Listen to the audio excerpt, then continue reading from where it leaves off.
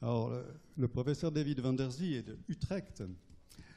Il est l'auteur d'un très grand nombre de publications dans PubMed, d'enseignements.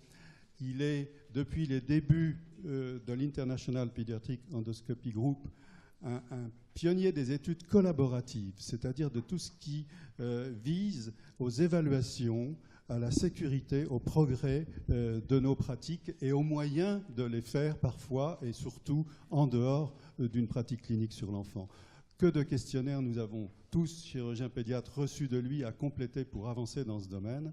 Donc réellement, je dois dire aussi qu'il est cette année le guest lecturer, le speaker invité de la BAPS, la British Association of Pediatric Surgery, qui va tenir son congrès en juillet à Amsterdam, qu'il est ce mois-ci, étant vice-président élu, il devient le président dans l'International Pediatric Endoscopy Group. C'est donc vraiment un grand remerciement d'avoir fait ce déplacement maintenant et de nous parler de ce point essentiel pour notre formation.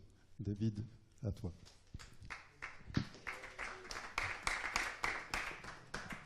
Merci Philippe pour tes mots très gentils.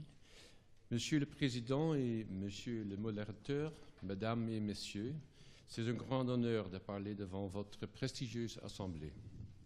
Je voudrais échanger avec vous à propos du développement de l'entraînement dans un milieu d'apprentissage sûr et sécuritaire. Nous connaissons les temps anciens quand de grands cours étaient donnés et que les patients étaient exposés devant un large auditoire pour un apprentissage entre maître et élève. Nous connaissons tous la fameuse peinture de Rembrandt van Rijn au Rijksmuseum à Amsterdam, appelée la dissection du chirurgien Tulip. Le maître montre l'anatomie de l'avant-bras, tandis que les élèves regardent et prennent des notes. Et encore aujourd'hui, nous voyons le maître opérant, tandis que l'apprenti assiste et apprend les techniques qui sont celles du maître. Il existe également plusieurs cours pratiques accessibles où les professeurs de chirurgie démontrent les techniques que les participants peuvent être ensuite appliqués sur des modèles animaux. Sur cette photo, vous pouvez reconnaître plusieurs maîtres fameux en chirurgie endoscopique pendant un cours pratique à Strasbourg. Il y a ainsi de nombreuses formations pratiques accessibles dans toute l'Europe. La plus sécuritaire et la plus simple des techniques est d'exercer dans une simple boîte dans notre bureau. Regardant l'écran, l'apprenti peut pratiquer quelques techniques simples comme de mettre une bande élastique autour de la boîte avec des pins ou d'ouvrir la boîte et l'enlever les pins, de fermer à nouveau la boîte et remettre l'élastique dessus. Ce sont des exercices dextérité faisant usage de différents instruments, sans dissection de tissus ou d'organes. Tout autant de simples exercices de suture peuvent être effectués. Cela peut sembler simple, mais être capable de faire une bonne suture et de bons nœuds est la base d'une chirurgie habile et sûre. Beaucoup de complications décrites dans la littérature peuvent être attribuées à un serrage inadéquat de nœuds.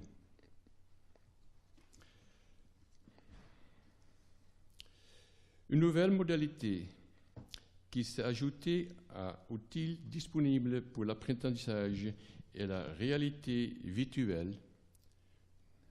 Regardez si ça marche, oui.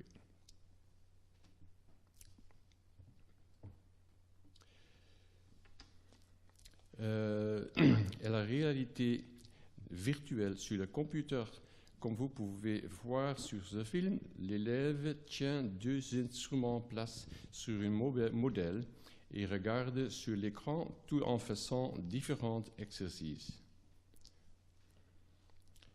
Voilà, sur ce film,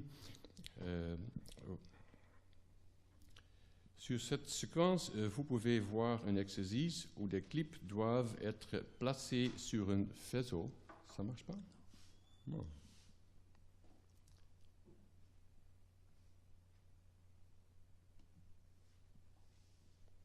Ça marchait.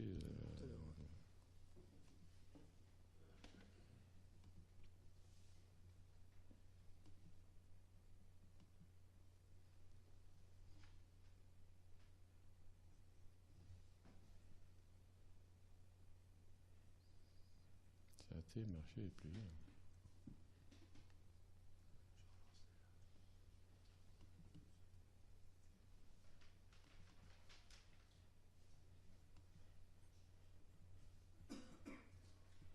Non, oui. Attends.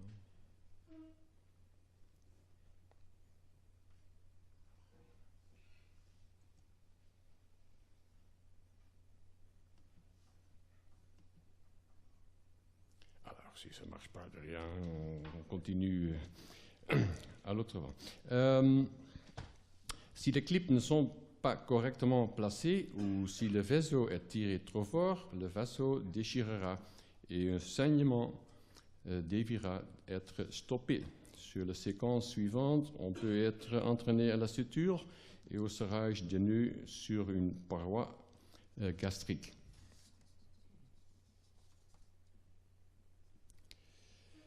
Une bonne chose avec la simulation par computer est que le computer peut mesurer toutes sortes de mouvements et de prises de tissu de manière objective, donc non soumise à la rumeur du maître pour décider si vous passez ou échouez.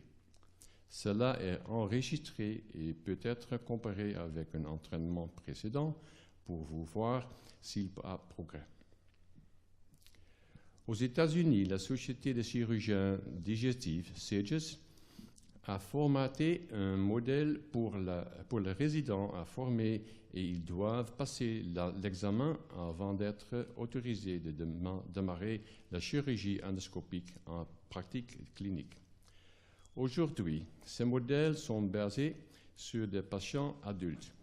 En chirurgie pédiatrique, les espaces dans lesquels nous travaillons sont beaucoup plus petits et les tissus beaucoup plus vulnérables.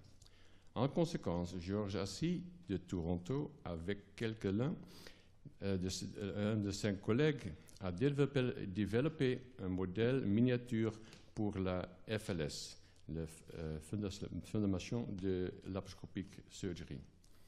Il l'utilise souvent lorsqu'il enseigne en Afrique. Comme nombreuses bonnes idées, celles-ci sont nées dans un box de garage, comme Steve Jobs a démarré son idée d'appel dans un box de garage de la Silicon Valley.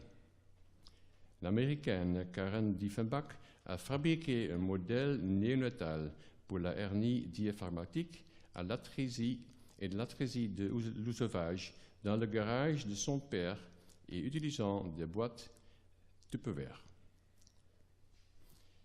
Voici l'intérieur du modèle d'hernie diaphragmatique congénitale, simple mais idéal pour pratiquer des sutures dans de petits espaces confinés. Un autre précurseur pour modèle de simulation néonatale est Catherine Barsness de Chicago. Elle utilise des scanners tridimensionnels pour reproduire des modèles thoraciques et abdominaux avec une imprimante 3D. Ici, vous voyez un modèle de synthèse pour la réparation d'atrésie de l'œsophage et des fissures trachéo-œsophagiennes. Voici un modèle pour la simulation d'une lobectomie thoracoscopique. Ces modèles peuvent être utilisés soit du matériel synthétique, soit avec du tissu organique. Sur les modèles en tissu organique qui ont été préparés pour simuler une atrésie de l'œsophage avec fistule trachéo-œsophagienne, les élèves peuvent pratiquer les différentes étapes de l'opération dans un environnement sûr. Ici, vous pouvez voir un modèle de simulation de réparation d'atrésie duodénale.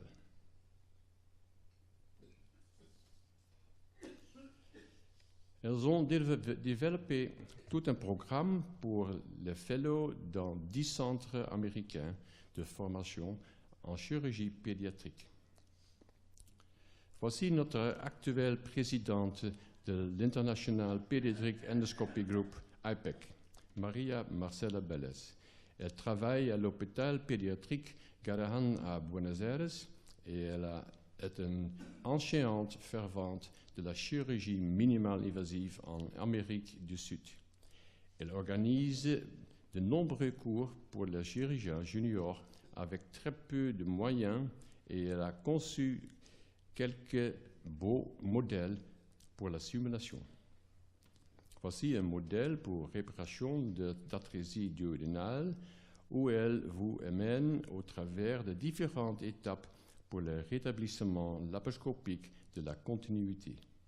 Dissection du duodénum proximal, ici, et découverte du duodénum distal sous la mésocolonne transverse. Voici ouverture transversale du duodénum proximal et ouverture verticale du segment distal. Et finalement, la suture et anastomose. Ici, c'est le modèle qu'elle a fabriqué pour la réparation d'atrésie du sauvage. Vous pouvez voir les différentes étapes pour le placement des trocars, la position du bébé sur la table, l'ouverture de la plèvre médiastinale et la ligature de la veine azygos. L'étape suivante est la dissection et la ligature de la fistule, et enfin la confection de l'anastomose et le passage de la sonde nasogastrique. Ainsi, pour résumer, nous avons maintenant des cours, des boîtes d'entraînement, d'apprentissage pratique, des activités reposantes sur la réalité virtuelle et de l'aide de l'Internet.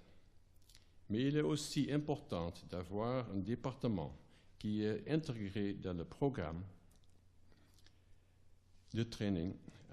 Vous avez besoin d'anesthésistes et de personnel de salle de l'opération bien formés. Il y a une discussion en cours pour dire si certaines opérations rares devraient être concentrées dans des centres d'expertise.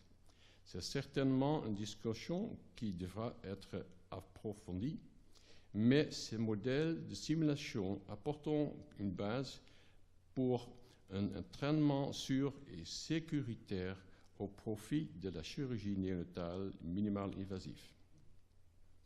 Des organismes comme la SAGES, IPEC et AES s'efforcent de faciliter l'entraînement à la chirurgie minimale invasive dans un environnement inoffensif. Pour conclure, nous pensons que les nouvelles technologies faciliteront un meilleur entraînement dans un environnement plus sûr. Je vous remercie pour votre attention.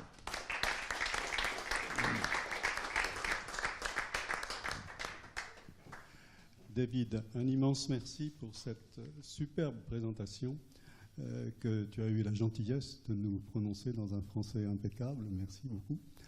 Et qui met l'accent et le point d'orgue de tout ce qu'on veut dire en chirurgie pédiatrique, c'est-à-dire pionnier dans l'innovation, aux côtés de nos collègues adultes, mais toujours avec une recherche primordiale de la sécurité, en particulier dans l'entraînement. Donc, si Juan veut nous donner un petit commentaire sur cette superbe présentation. Merci David, un commentaire très court puisqu'il est tard. Et tu as approché un sujet qui est quand même très difficile parce qu'il faut que même des gens qui ont une formation en chirurgie endoscopique arrivent à travailler dans des espaces limités. Est-ce que dans votre département, qui a toujours été en haut lieu de la chirurgie minimalement envahissante, est-ce que vous avez un curriculum pour vos gens en entraînement pour être capable de travailler dans des petits espaces comme ça? Ils font du trainer, ils font de l'animal, ils font quoi avant d'être performants en chirurgie générale? En préférant nous offrir les résidents et les fellows de possibilités d'exercer sur le box très simple, mais aussi nous avons des computers avec des programmes de virtual reality et nous avons aussi des box néonatales où les gens peuvent exercer et traîner toutes les possibilités de fermer une hernie diaphragmatique ou pour faire une anastomose ou chirurgien. Et comme ça, on peut voir que quand ils commencent, ils sont un petit peu difficiles pour eux pour le faire, mais après un mois, on peut le faire vraiment très simple et vite, et on peut voir que l'expérience augmente. Et quand ils commencent au salle opératoire, ils ont une bonne expérience déjà avant commencer au salle opératoire. Merci. Pas de questions? Si.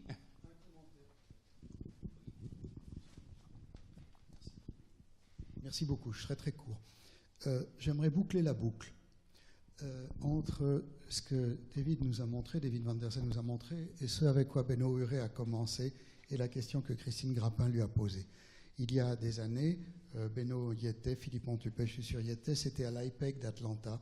Nous avons eu une conférence d'un pilote, plutôt d'un spécialiste de l'entraînement des pilotes d'avion, qui expliquait comment les pilotes sont arrivés à gérer le stress et à diminuer les accidents.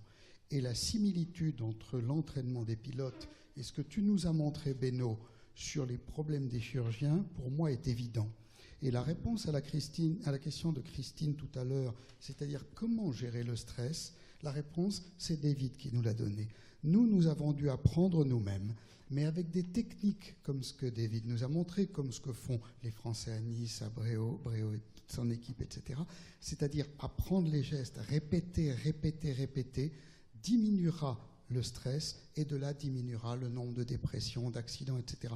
Et je crois que la boucle est bouclée ainsi. La réponse au problème que tu as évoqué, c'est David qui nous l'a donné. Merci. Merci. D'autres questions? Bon, il reste à conclure en remerciant tous nos intervenants qui sont venus de loin pour nous montrer combien la chirurgie pédiatrique était dynamique et était loin d'être en retard sur les autres spécialités dans tous les domaines, recherche, enseignement, technologie, etc. Et c'était vraiment magnifique et on vous a écouté avec un intérêt certain. Voilà. Merci à vous. Bon retour dans vos pays respectifs. Je crois qu'il y a un avion qui presse là pour mon voisin qui est juste in time. Hein. Donc tant mieux. Et on espère bien sûr vous revoir prochainement en France.